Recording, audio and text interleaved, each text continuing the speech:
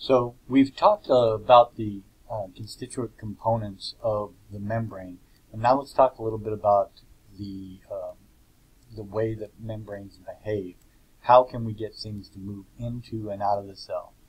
And so today I'd like to talk about general mechanisms by which things move across the membrane and give specific examples of different things that are moving by these mechanisms, and talk about how we know whether it's going to move across the membrane or not on its own. The things that can move across the membrane easily on their own are small things and uncharged things. And we'll talk about the difference between simple diffusion and facilitated diffusion, and talk a little bit about active transport and some of the sources of energy for that active transport. So first I want to talk a little bit about what is diffusion. It is not right to say that water wants to move towards areas of higher salt concentration. Water's a molecule and can't want anything, so it's more correct to talk about statistics. And if there's if the water is all in a specific place, then due to the random nature of Brownian motion, it's going to move away from that place more often than it's going to move towards that place. And so so it's going to go from the organized all in one place to the disorganized everywhere. And so so osmosis is the movement of water across membranes, but other things can diffuse across membranes too.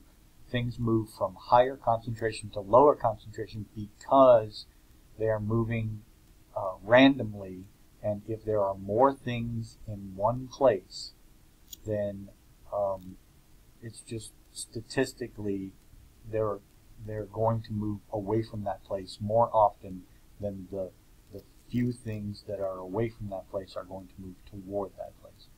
And so that is what diffusion is, and osmosis is just a kind of diffusion. There are going to be some other kinds of diffusion that we're going to talk about, but diffusion and osmosis are both types of passive transport, or moving from high concentration to low concentration. Active transport, the movement of things from low concentration to high concentration, is going to require the input of energy, because it's moving against the second law of thermodynamics of more entropy or more disorganization. And so you're going to have to put energy into active transport. So the membrane is selectively permeable, and the way that we know this is a simple demonstration that you guys all know already, osmosis.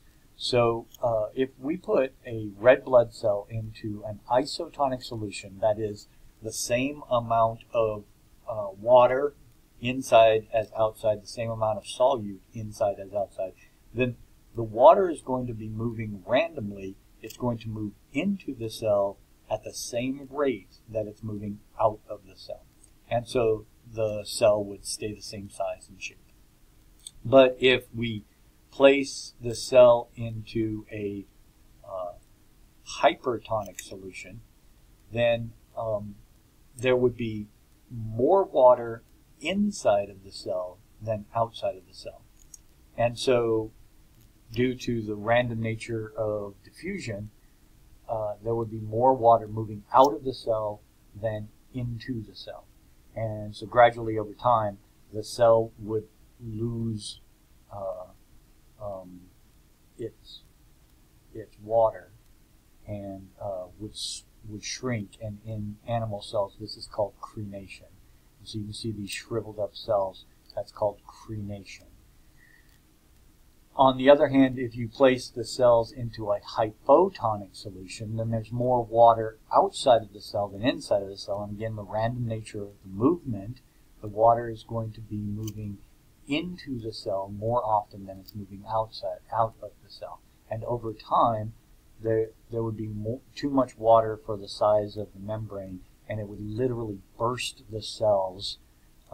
And so you end up with these ghost cells that you can see here on the right.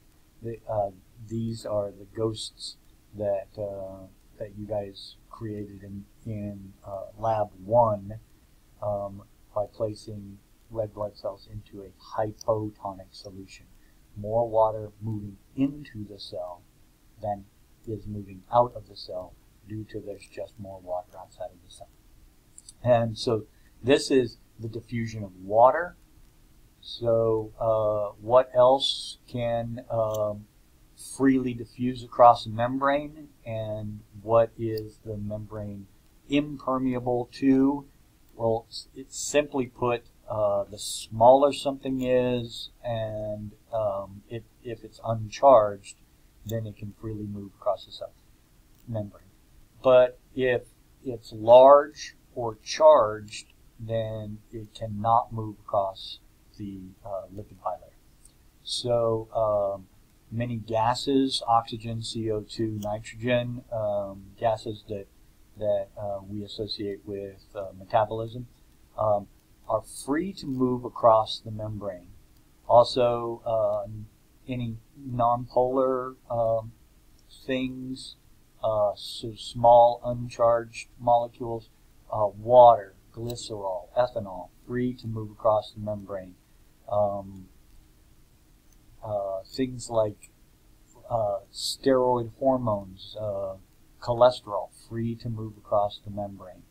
On the other hand, the larger things like amino acids, glucose, the nucleotides, they are too big to move across the membrane.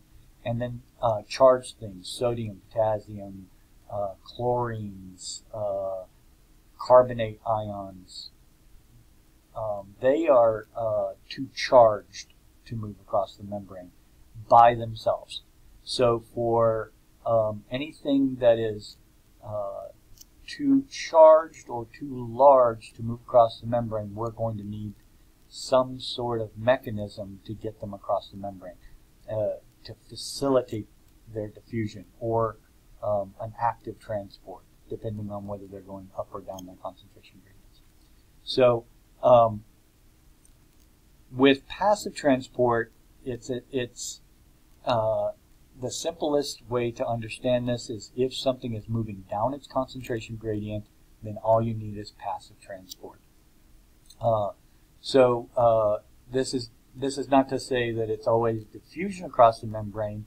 It could be a facilitated diffusion, some sort of channel opening or transport molecule that is moving the thing down its concentration gradient, but creating some sort of window or door for it to move through.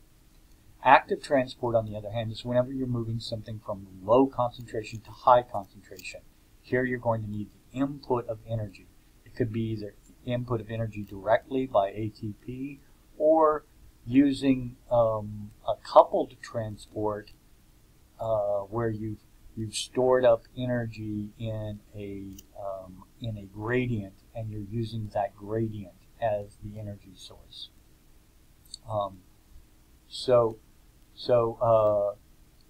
Free diffusion across the membrane is a passive transport. That's things moving down their concentration gradient and are not excluded by the membrane. Then you've got facilitated diffusion. This could be ions moving down their concentration gradient, like in the case of a sodium channel or potassium channel, like in a muscle or a neuron, or a transporter, like in the case of glucose. These are passive transports because they're moving the things from high concentration to low concentration. if you're ever moving something from low concentration to high concentration, you're going to need the input of energy, and so that's going to be an active transport. So an example of the passive transport is the glucose transport, the GLUT2, GLUT4 kinds of things. And in that case, when the glucose binds to the inside of the transporter, there's an allosteric change in the shape of the transporter so that it's open to the inside of the cell. Now the thing can diffuse away, and once it's not bound to the inside of the transporter anymore, it flips back to its original shape, which was open to the outside of the cell. And so this is a facilitated diffusion. Glucose transporter is a facilitated diffusion. Glucose is still moving down its concentration gradient in this case. So why even have facilitated diffusion for something that can move across the membrane on its own, like let's say in the case of water, there are aquaporins. Why have an aquaporin if you can diffuse across the membrane by yourself? And it's that simple Michaelis-Menten kinetics again. Proteins can speed up reactions. And so facilitated diffusion, like an aquaporin moving water across a membrane that the water could have moved across anyway, allows for the movement to be quicker. There is a maximum rate because when all of the transporters are occupied, all of their active sites are occupied, then you can't increase anymore. So we're going to get that same Michaelis-Menten kinetics that we saw before with enzymes. So active transporters, on the other hand, are either going to create a phosphorylated intermediate that is the energy source. So the hydrolysis of ATP, 7.3 kilojoules per mole, is going to provide the energy for moving something against its concentration gradient. Or we can have a coupled transporter, a symport or an antiport, where we're using a concentration gradient. Something moving down its concentration gradient provides the energy for something else to move up its concentration gradient. And in many bacteria, the source of energy, instead of being ATP or concentration gradient, can even be light, like the proton pumps, the bacterial rhodopsins. So probably the most well-known active transport is the sodium-potassium pump. You've all heard about this. 3 sodiums enter the pump, at which time it is a good substrate for phosphorylation. So we make a phosphorylated intermediate. ATP donates a phosphate to the pump. That 7.3 kilojoules per mole is the energy required to move those sodiums out of the cell. And so that phosphorylated intermediate causes a change in shape, and those sodiums can now drift away on the outside of the cell. It will stay open to the outside until 2 potassiums bind to the pump, and at that point the phosphate falls off. When there's no phosphate on it, then it reverts back to its original shape, which was open to the inside, and the phosphate or the sodiums drift away. And so we're using the energy of ATP to pump 3 sodiums out and 2 potassiums in for each cycle. Another active transport is using concentration gradients. So we can burn ATP to pump protons out or across the membrane, and then use that concentration gradient, the protons falling back down through their concentration gradient to power sucrose moving up its concentration gradient. So these are examples of active transport. So I guess moving on to the next